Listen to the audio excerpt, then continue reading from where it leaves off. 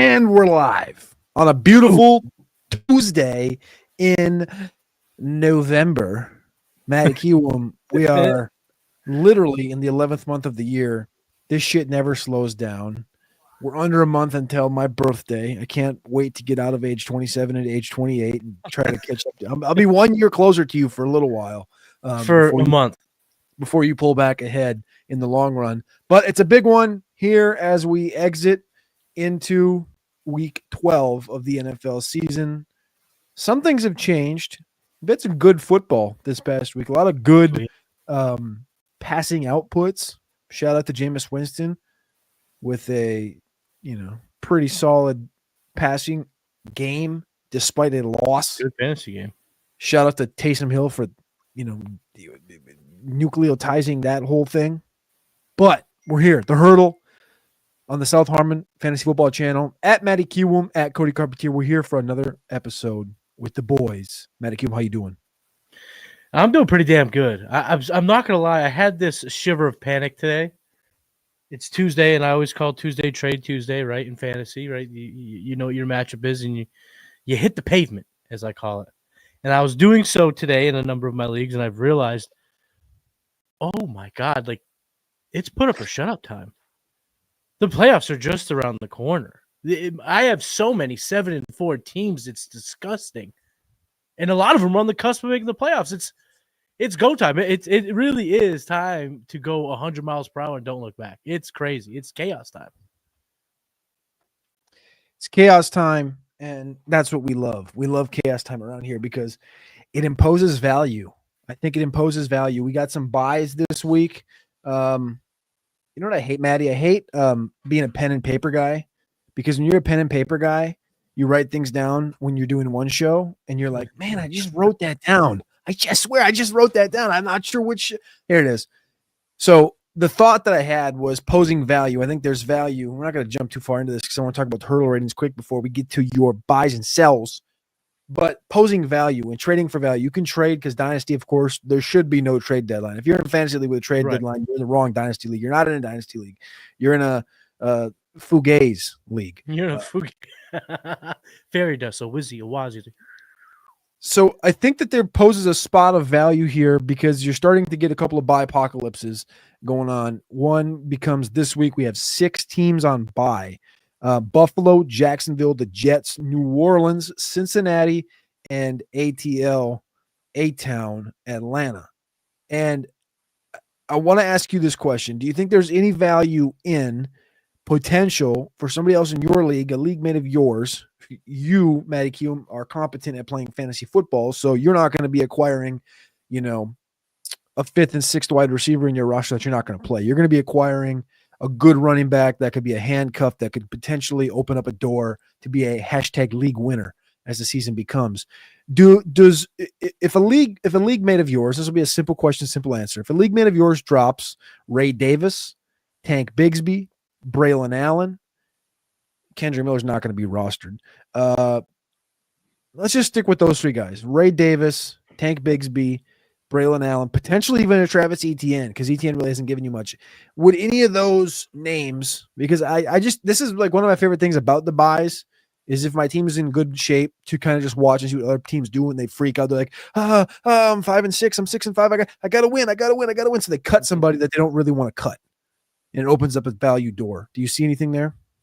Oh, for sure. Last week, I mean, there are a ton of, at least in the leagues I play, and not super deep, but competitive. There's a lot of Javonte Williams out there to be had because he was just left for dead, and now he's back. We called it, actually. We called it on this show last week on the walkthrough. We were a little bit smarter, I think, than your average bear, knowing that the torch was not passed quite yet. So that was one of them. This week, I think, those Jaguars guys could be out there. Ray Davis, those are the type of running backs that get left for dead to pick up a next tight end, to fill in for a Josh Allen. These types of things happen, especially for the most desperate. It also opens up the same opportunities in trade. And dynasty leagues, like you alluded to, this is a hotbed of trade activity. And you were kind of teasing it, and you're 100% right. There are opportunities to make trades. there was a league that I'm in, my home league, and there's nuance to it, so it's not as cut and dry as like your standard operating marketplace. But I did see a trade in which uh, the team that needs wins now decided to get uh, a bit aggressive in trading for a quarterback to fill in for Josh Allen and some what appears to be better points per game type weaponry. We also play in the losers bracket for the best pick in next year's draft. So you're always incentivized to win. And there was an opportunity for a team to, I think, make a fantastic deal, preying on the need of winning now, the need of filling holes, the need of the supply kind of drying up before their very eyes. So, yeah, that happens all over the place. I like it. I like it. All right, let's jump into the hurdle. But first, we got to shout out all the boys that jumped into chat. You brought them up before. Slashy, what's going on, brother? Gooner Boy, he says, what's up, Cody? And what's up, Mr. Kiwoom? He didn't just single us out. I think he singled us out before in a couple of shows through our 100 or so. Known Cody apologist, which I know, Gooner Boy. I got my eye on you. DB, Dynasty Barry in the house. Boys are back in town. Harry Snowman knows what's up. Dynasty Barry says, anyone got the balls to send a Henry type when you're a top 3 contender in your league to one of your competitors? Dynasty, obviously. People lowball with a second, but I have a couple offers that have a first. Interesting for Derrick Henry. I don't know if I would do that. I guess if you're doing it, no, you're not competing next year because he's the guy that I'll bet on next year, him being good. I'll bet on it. So you think you're going to win, I'd keep him. I think so too. I think if you I think everyone was scared to see what would happen in Baltimore if it was going to be this thing. I was definitely worried about him potentially working completely out of the gun. I will say that, but they quickly, I mean, we talked about week 1 and 2. We don't have to rehash that, but week 1 and 2, it was like, okay, this is not working. And then all of a sudden, it's over. Baltimore's here. And they figured it out, which it's the NFL. Breaking news, they figured it out. But, Matty, let's jump into the hurdle because not a lot has changed here. I got a couple questions for you to walk through this. This isn't going to be a big segment today, just because I think it's pretty pure, pretty straightforward.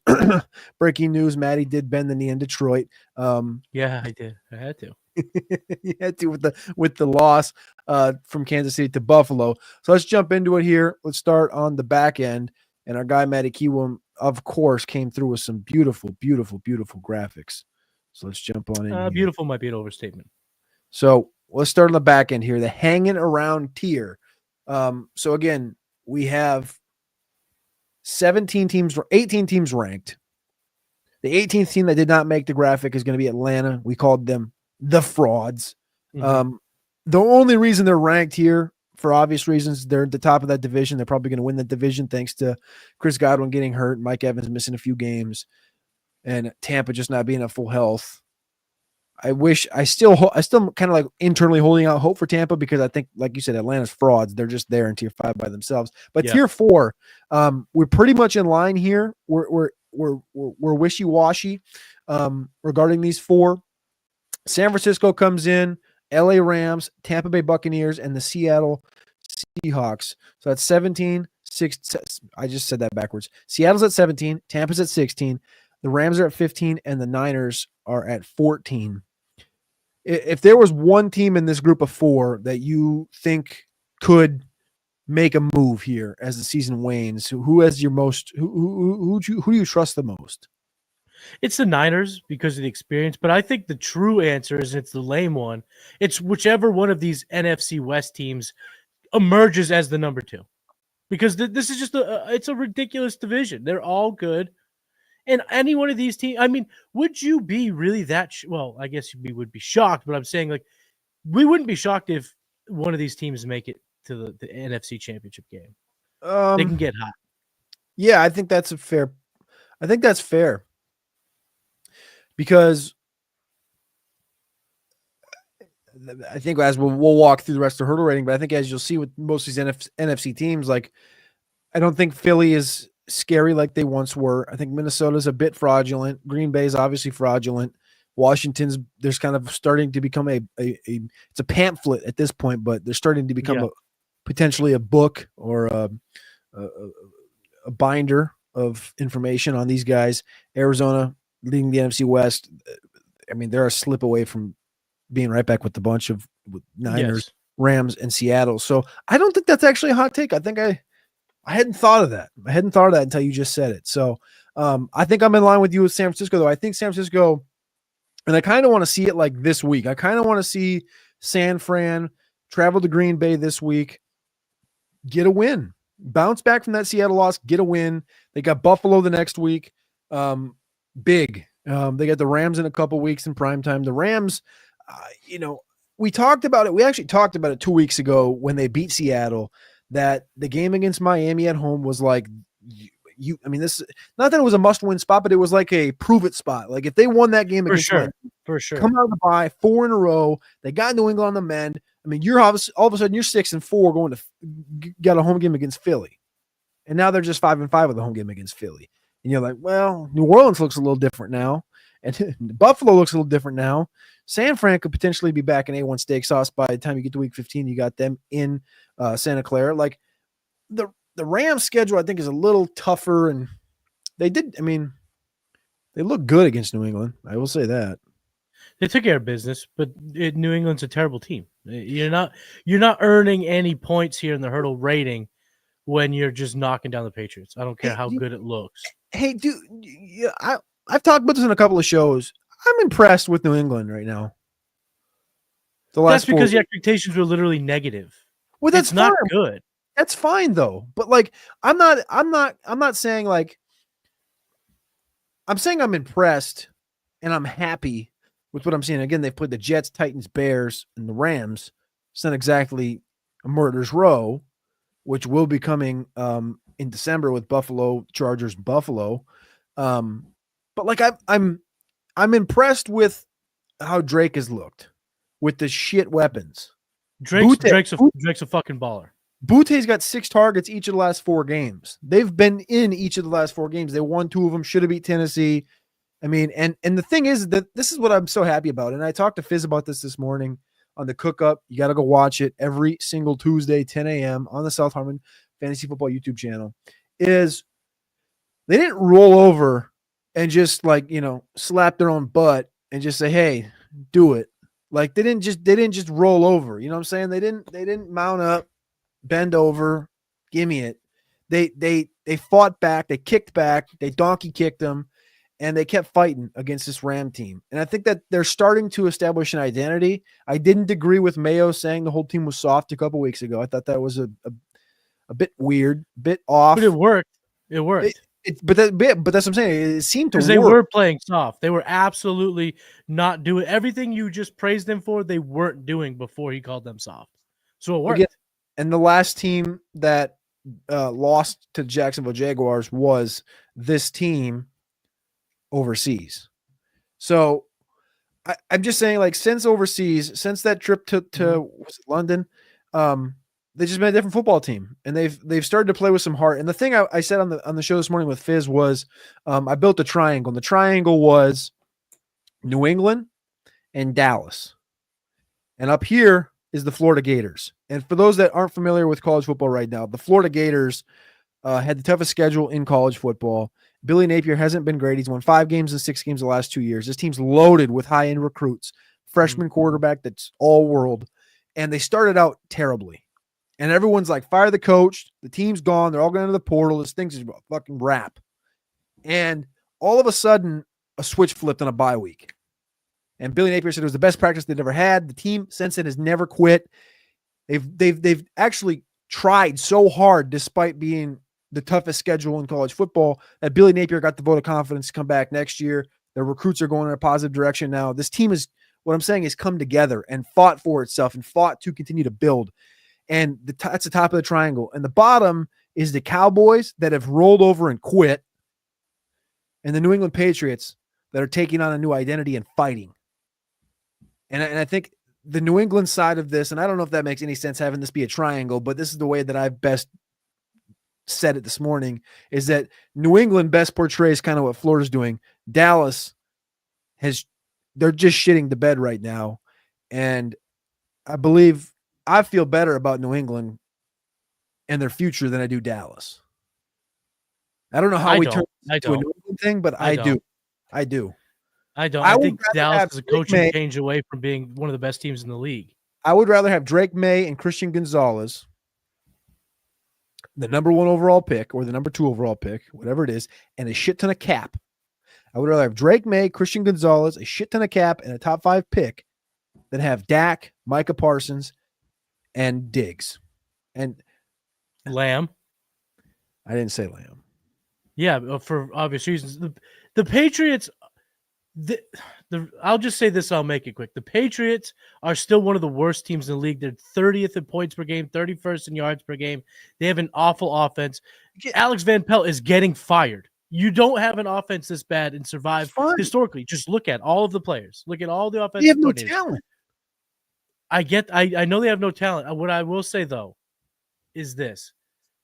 Drake May is the balls. Drake May is awesome.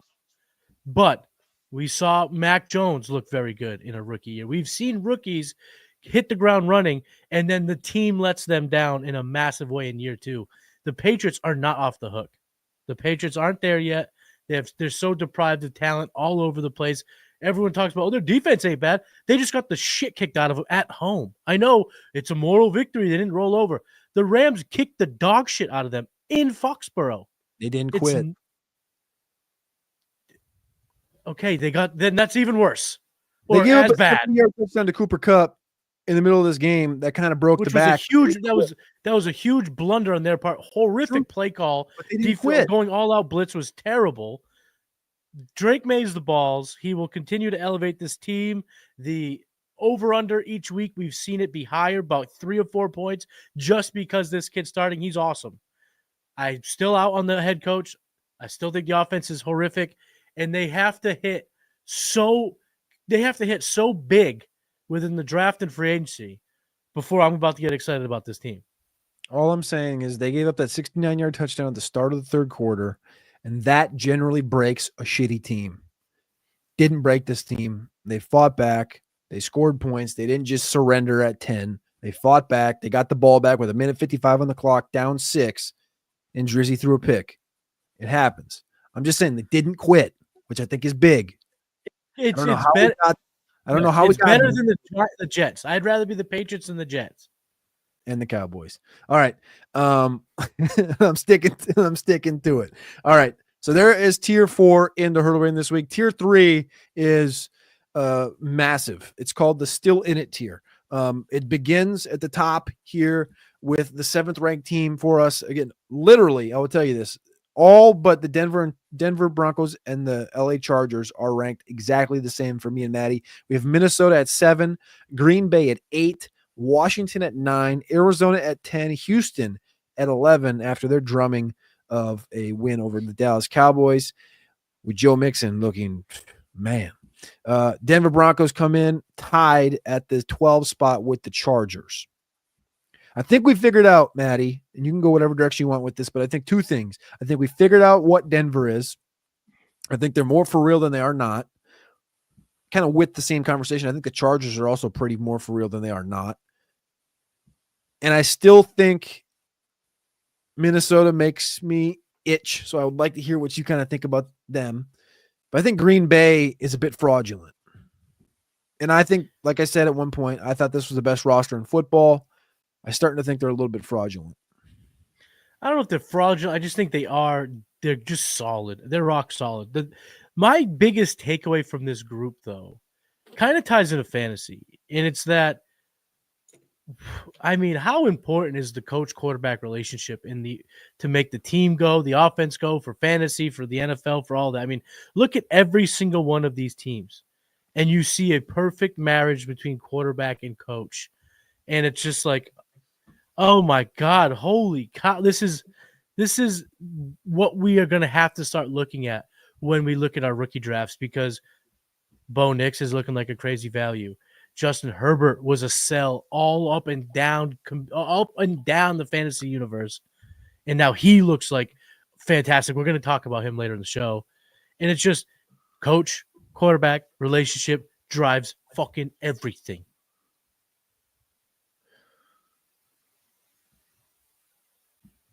I don't know.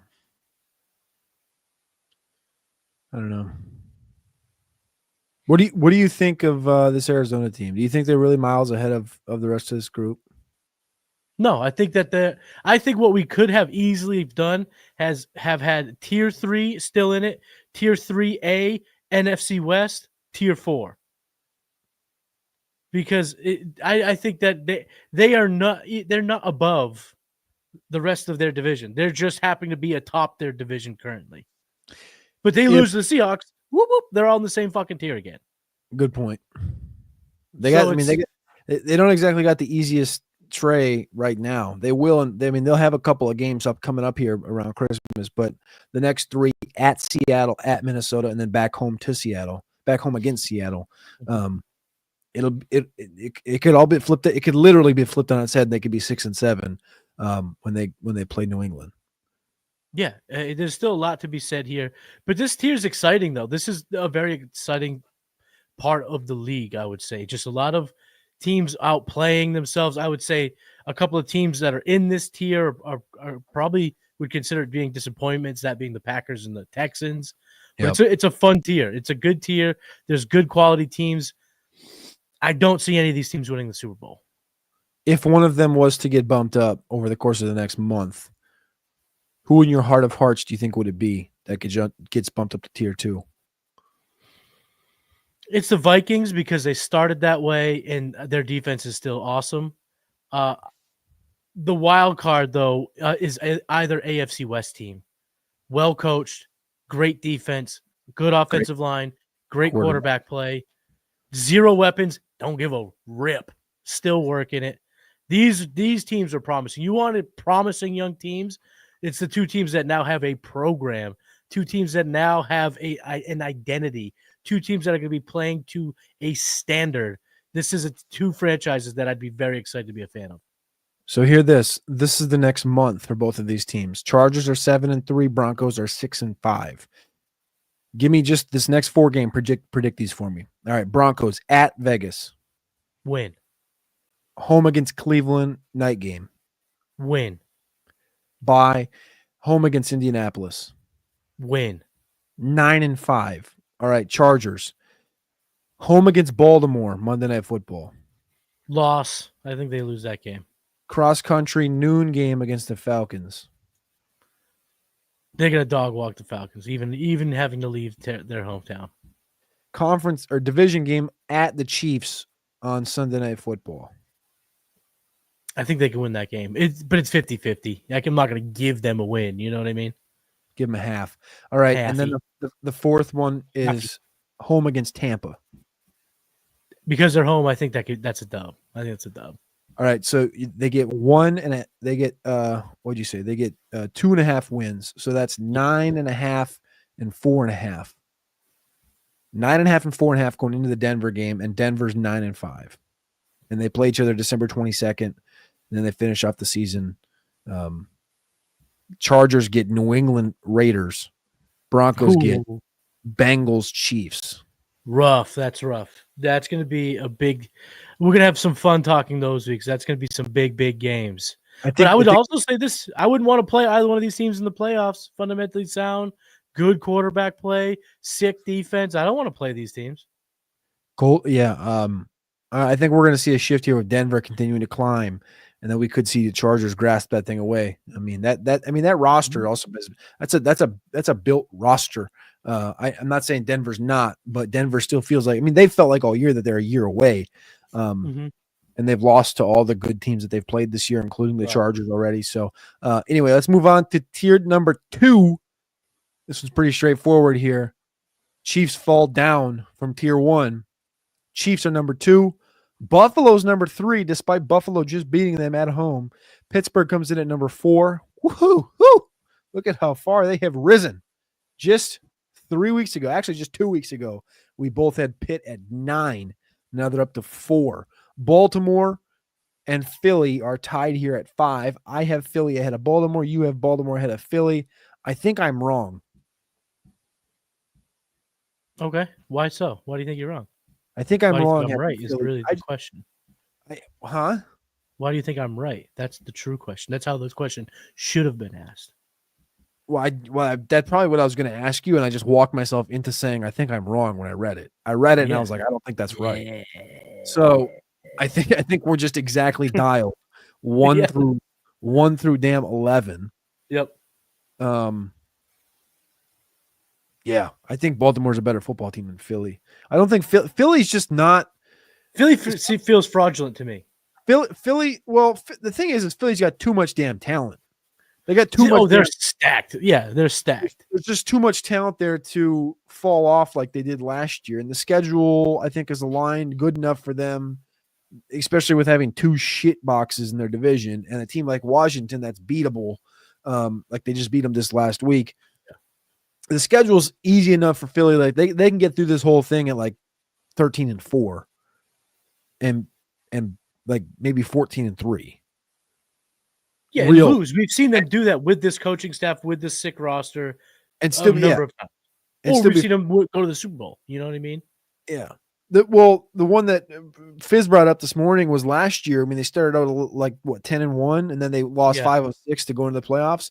And he brought that up when I was talking about Green Bay being fraudulent and how they started the season in the one score games and stuff. This Philly team, just like it feels like all it needs is just to click once. And like Jalen Hurts is missing easy throws. The team doesn't feel like it's as efficient as it could be.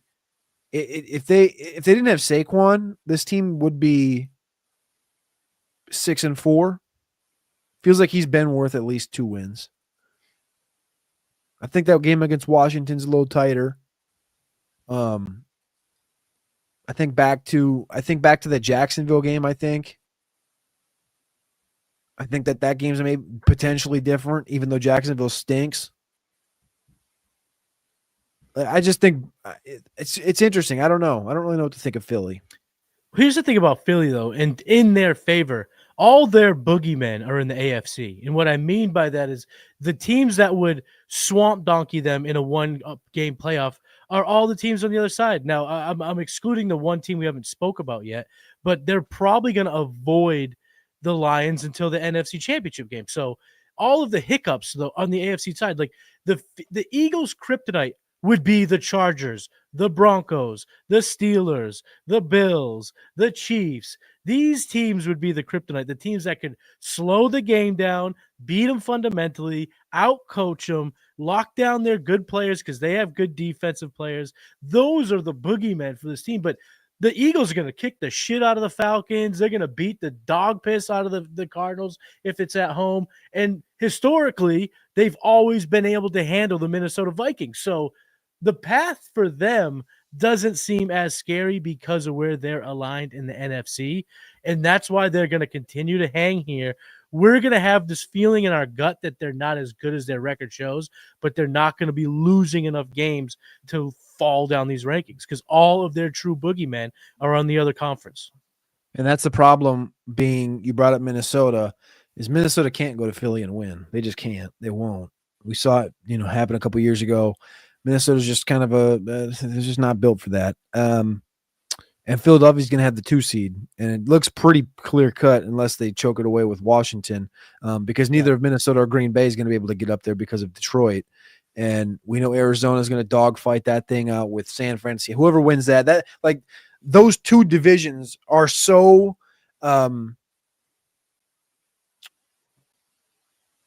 like there's it's good parity. It'd be such good parity in those divisions. That it's a lot tougher. Yeah, it's a lot. Well, I wouldn't even say that though, because like I'd say the NFC North is tougher. Yeah, it is tougher. Those other teams are just not like Rams, Seattle, San Fran, Arizona. Like you put all 4 of those teams in a box, and I think you could just say, well, I mean, we don't really need to have them in the playoff. We could just do the playoffs with no NFC South teams and no NFC West teams. We could just do Detroit, Minnesota, Green Bay, Philly, Washington. Let's go. But I suppose you have to have a 7th team in there. So, but you get my point. It's more It's just not even. And I didn't think about it until Ruckus just said it. 4 AFC teams in this tier right here. 1 NFC team, and it's that Philadelphia team. And obviously, tier 1, the one and only. This is not even fun. This is so clear the best team in football. It's wild. How wild.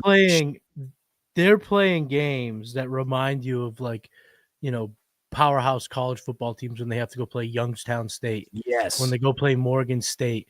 We knew this was a bad game, and we joked about it on the walkthrough when we talked about this matchup that 14 points might as well be 40 points. It didn't matter.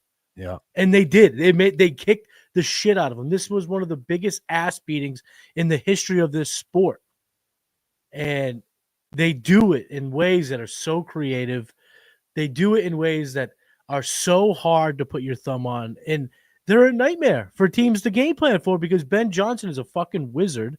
And these players have just got the right collection of guys who not only want to win, but want to rip the hearts out of their opponent. I mean, like Amon-Ra with Goff, with Montgomery, with Gibbs, with this offensive line. It's just so serendipitous. It's built as close to perfection as you can build a squad to build a franchise in the current modern NFL. Since the bye, they beat the brakes off of all the teams they should beat the brakes off of, like we haven't seen before, like you just said. 47-9, 52-14, and 52-6. Like that is literally, like you said, Alabama Mercer from this last week. Yeah. 52-6. Like that is not normal for the NFL. And even the Viking game, 31-29, it was a close, tight game, but they scored the points they needed to. Green Bay, Houston, back-to-back weeks on the road. They did enough to win. They didn't dominate, but those are two good teams that we respect. So they get the Colts this week. Richardson, we don't have to talk about this, but Anthony Richardson played his best career game last week as far as passing, completion percentage, and yards go. Mm-hmm. I don't know what the spread is, but it probably ain't enough. It's not enough. It's not. Bet the over because the Lions can do it themselves and take whatever points they're laying. There it is. There's the hurdle. Ratings for week 12. We got a new segment. So my man Cody here and I, we're doing a little buys and sells, not in the traditional sense of players, but I got 5 takes. Cody hasn't seen these takes. These are 5 takes, and he's either going to buy them or sell them, and then I'll go ahead and throw my 2 cents into. So for this week, a little buy or sell. We're going to start with the first one. The Lions have the best running back duo of our lifetime. Buy or sell? Oh, this is a good one. There's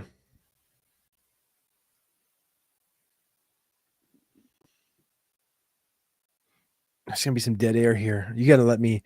So you think about it. I'll kind of lay the land here. So we're looking at, obviously, David Montgomery, Jahmyr Gibbs, anchored by this sick offensive line. 2 running backs that so perfectly complement one another in terms of their style. But where they're both good is they're both aggressive runners. One does it with sheer speed. One does it with power. One will score 85 touchdowns. One will break an 80-yard run. They're as perfect to lightning and thunder as we've seen since USC's versions of Lendell White and Reggie Bush. It's actually an almost poetic comparison. I mean, if you're a younger crowd, if you're a younger listener and you're not sure who we're talking about, look up Reggie Bush and Lendell White at USC. They exactly like these guys. Yeah, I think that's probably one of the better comps you could think of. Was Priest Holmes with Jamal Charles? I think for a year. Yeah, but that wouldn't have been elite then. Geist has a good one. Peak Alvin Kamara, Mark Ingram was elite. I mean, that was sicko. It's better, but it's better. I think, was Dan Campbell in New Orleans during that? He might have been. They scored He might have been. They scored so many touchdowns that year, and they did that was when they would do every game they would score, then they would go on. I can't remember whose show they would go on after the game, and they would do like a call. Do you remember that? That's where they came out with the ski masks, right? Yeah, they were doing something with that nowadays. I can't remember it exactly. Because then the next year, Ingram went to Baltimore and did Big Trust, and he was doing all the videos. Yeah. After. Who's with LaDainian? Was that Ruckus, Jonathan Stewart, D'Angelo, get out of here. that was a dirty duo. That was a good duo, but they sucked for fantasy. They cannibalized each other in fantasy. These two guys excel in fantasy. They're about one of the only ones you could put both in your lineup and be like, I'm smashing this week. You wouldn't do that anywhere. You wouldn't do that with anyone. LT and Darren Sproles. Warwick Dunn and Allstott's pretty good, but I think they kind of went opposite. When Allstott was legit, it was when Warren Dunn was hurt. I honestly, I'm buying this. I think this is the best running back duo of our lifetime. And you're saying our lifetime too, so that's really like the last decade. Yeah. I think you're right. I think I have to buy it. I'm just trying to like think through every team and all their years. And I think that Shane Vereen and no, what the hell is his name? Stephen Ridley? No. Oh my God. I'm more like I'm trying to think of I think the Miami team was I'm trying to think of it was when they introduced the Ricky Wild Williams and Cadillac. Oh yeah, I mean Cadillac, yeah. But even that, I remember that was Ricky Williams was like barely a flex play. He wasn't like a stone cold lock him in running back too. These guys, like you can make this past week, I had them ranked 4 and 10 in my weekly ranks, and I did not feel like squeamish about it. I was like, no, they're gonna destroy, and they did. They both fucking destroyed, and they do every week. This offensive line, the way that they can play off the pass, this is the best running back duo we've seen of our lifetime. Wait, didn't you said Lindell White and Reggie Bush? What about Lindell White and Chris Johnson? Lindell White sucked in the NFL. I think he had a year. He might have had a year where he didn't. No, I played fantasy back then. Lindell White was always like I want him because he's Lindell White, but he sucks. You just have maybe touchdowns. He had 1,100 yards and 7 touchdowns in 2007. In 2008 was the year that CJ2K, right? Yeah, I believe it was 08. And he had 770 on the ground and 15 touchdowns. This is probably the best comparison would be Lindell White and Chris Johnson. That's a good poll. The 08 Chris Johnson, Lindell White. That's a pretty good poll. Well, Chris Johnson didn't do it in 08. Okay, so Chris Johnson had 1,209. He also had 43 receptions. And then Lindell had 715 tugs, only 5 receptions. So he's not quite David Montgomery. No, this is a good one. This was a fantastic pull. This is your argument to say it's false, to sell it. No, I think I'm still taking the Lions. I'm still taking Gibbs and Montgomery. All right. So let's move on to buy or sell number 2. Jamar Chase is the best and most valuable player in all of fantasy football.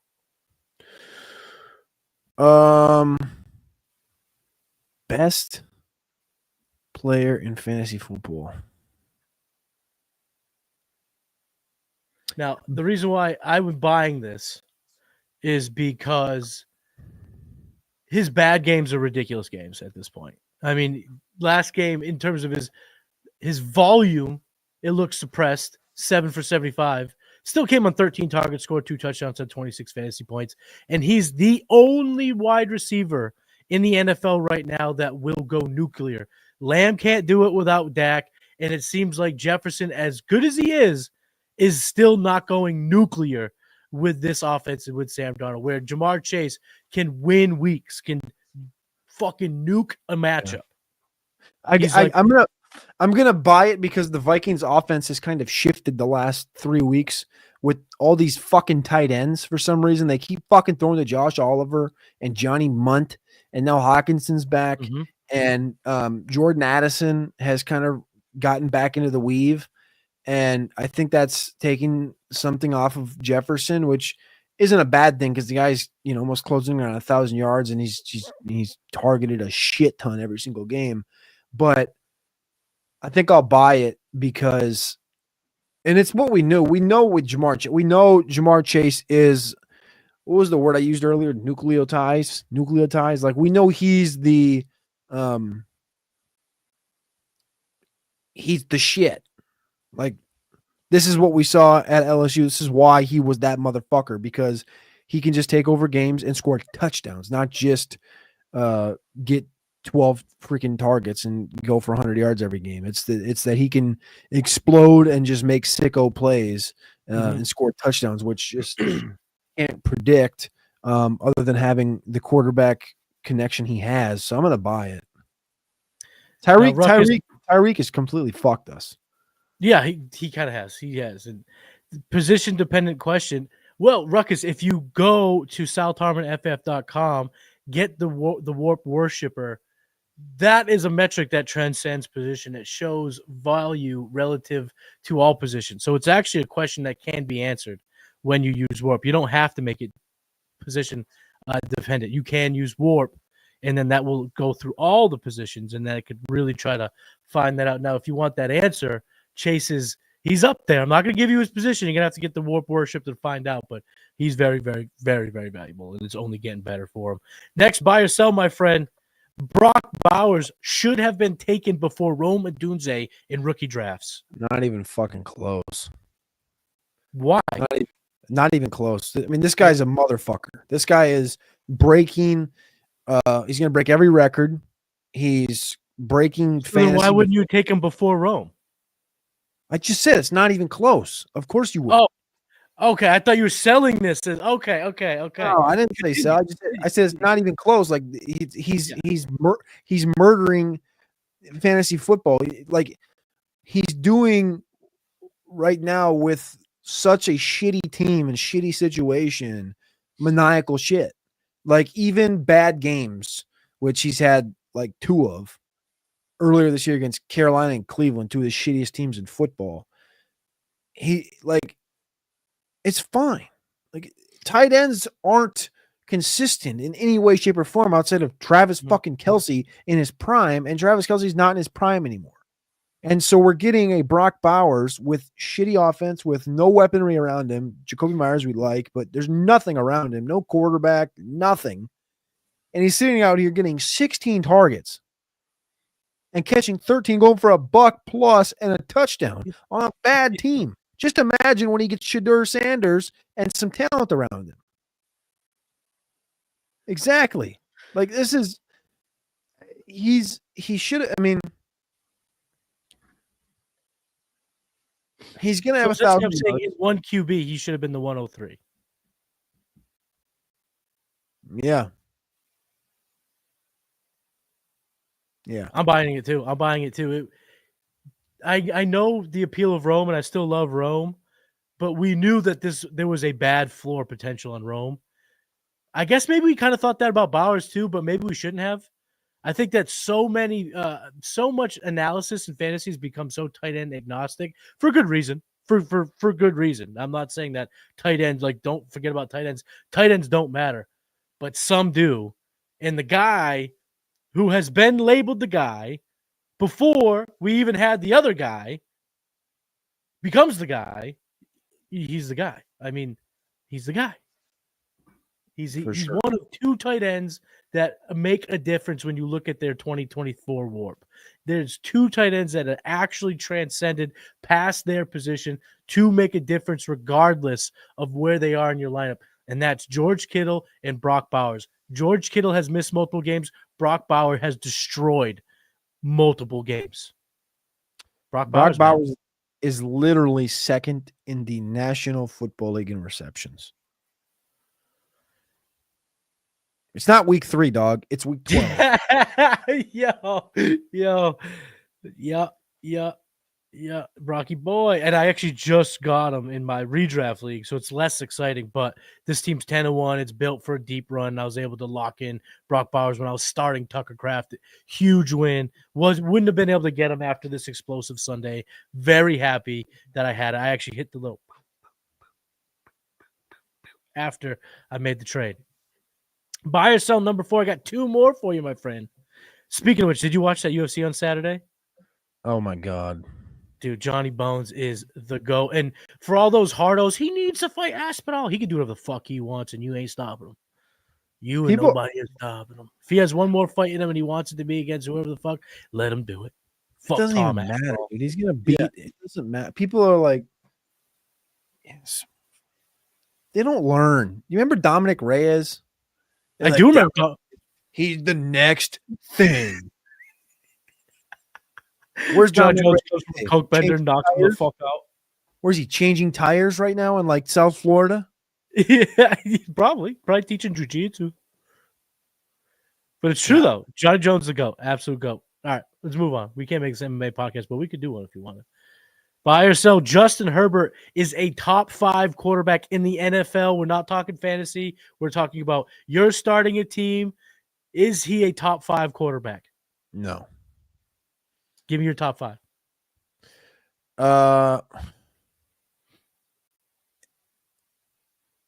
This might take me a minute. I'm starting. I thought you would have had it in the back of your head because you answered it so quickly. I figured you had your answer. You knew. Well, I just know that he's not even in that group. If I'm starting a team today, have Jalen Hurts or Justin Herbert. Neither of them are in my group.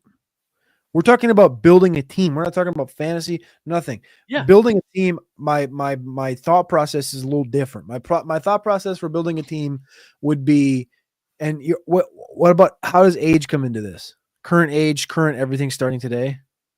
Well, I mean, he's 26 years old. I don't think that you should knock him for his age. No, but we're talking contextually with everybody else. Yeah. Age, of course, plays a factor. So I would take Pat first. Yeah. I'm not fighting you there. I would take Burrow second. I'm not fighting you there. I would take Burrow second. The whole situation with him is just fucked. I would take Burrow second. I would take either Josh or Jaden third. So that's 4. I'm taking Josh over him. I'm not taking Jaden Daniels over Herbert. I am from a team building. Yeah, I'm not. Huh? I'm not. I'm taking Herbert. You can build a 9-8 team all you want, but that's what I'm doing. Okay. That was the most asinine thing you ever said. Well, okay. There will be no quarterback with more 9-8 teams under his belt than Jaden Daniels. I'll take Goff. I'll take Drake May. Drake May, you're just hoping becomes Justin Herbert. No. Yeah. No. Drake May, you're hoping becomes some Justin Herbert. No, a better I don't want to say Peyton Manning, but that's what you're hoping he becomes. But with legs. He's Arch Manning. He's like that's what Arch Manning is going to be, is like what Drake May is. He's just Arch Manning is what we're going to hope Justin Herbert is. No. Yes. Justin Herbert does not have the passing acumen that Arch does or that Drake does. I strongly disagree with the Drake May thing. Justin Herbert's QBR right now is 18th in the NFL. And what's Drake May's? 14. It's better than Justin Herbert's? Drake May's completing passes at 4% better clip than Justin Herbert. QBR 10th. What are you looking at? I'm looking at QB rating right now on the season. I don't trust your rankings. ESPN's total quarterback rating calculated since 2006. Joe Burrow's 1, Lamar's 2, Kyle Murray's 3. I just called him Kyle. Josh Allen, Jaden Daniels, Brock Purdy, Patrick Mahomes, Jalen Hurts, Trevor Lawrence, Jameis Winston, Derek Carr, Matthew Stafford, Tua, Drake May 14, Goff, Love, Cousins, then Herbert. Oh, 56.6. But anyway, it doesn't matter. I think Herbert's good. I just wouldn't take him. I like I said, I think I would take no order. I would go Burrow. I would take Allen. I would take Daniels. I would take Mahomes. I would take May. I would take Goff. So that's what, 6? I would take Stroud. I think the question becomes for me, would I take Caleb, Bo, or Herbert after that? And then I think you probably can put Hurts in that conversation too if you really want to, and maybe Kyler, but I don't think I would. I'd probably just take those. I would take the Bo. There's so many names in my head now. Bo, Herbert, and who's the third one I said? Love? Caleb. Sorry. You're Bo, wrong. The answer Herbert. is Mahomes. This is the real answer. Mahomes, Burrow, Allen, Herbert. Let's move on. Fifth and final buy or sell. Some bullshit. Some motherfucking bullshit. Fifth and final buy or sell. The best running back in fantasy football is not Bijan Robinson. It's not Breece Hall. It's Saquon Barkley. Yeah, I'll buy that. That's not even. I mean, this year, that's not even really a. I wish it was a conversation that we could have. You know, Derrick Henry versus Saquon, but I just don't think it's quite there. I know Derrick. I think Derrick technically is probably going to win the running back triple crown, which is what is that attempts, yards, and touchdowns. I think he's probably going to win that. But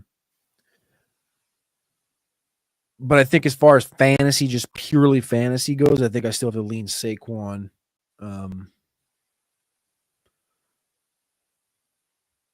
Yeah. No, I agree. Saquon this year, 2-horse race.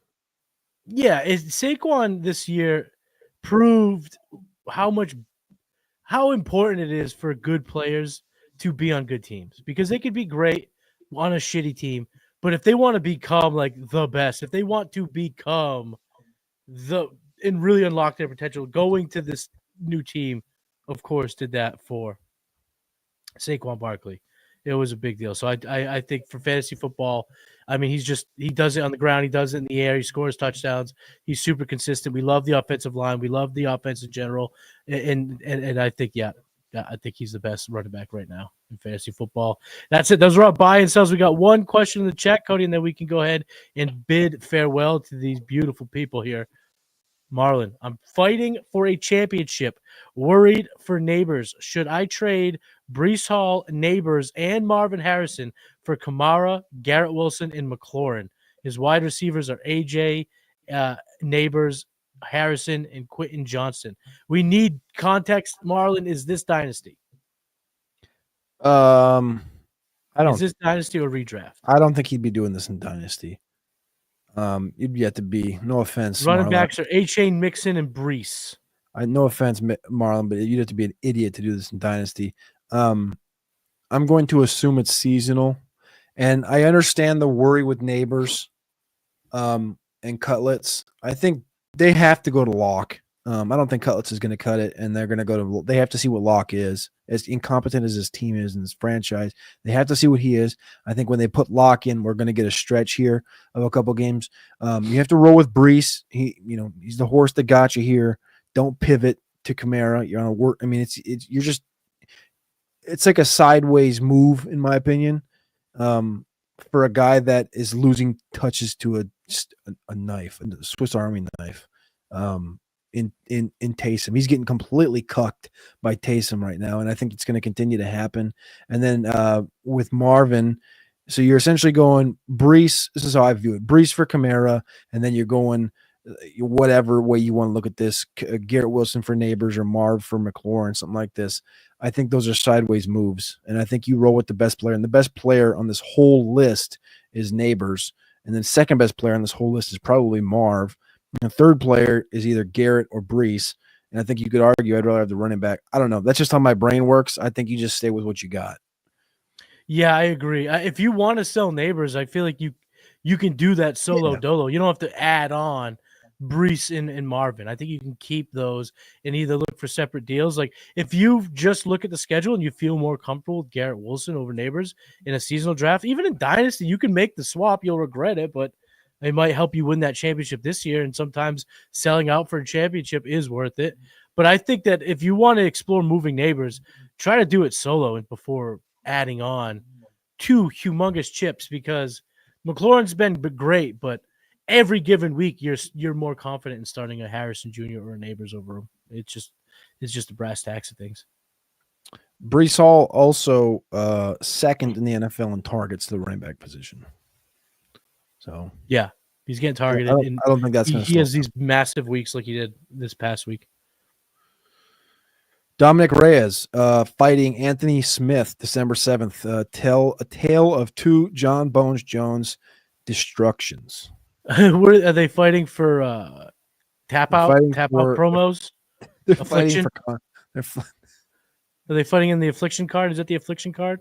They're fighting on UFC 310 actually, and they're actually fighting for their careers. Are they fighting on Facebook Plus? I think whoever loses that fight, if I could be wrong, but I think the stipulation says stipulations for UFC 310, Dominic Reyes versus Anthony Smith.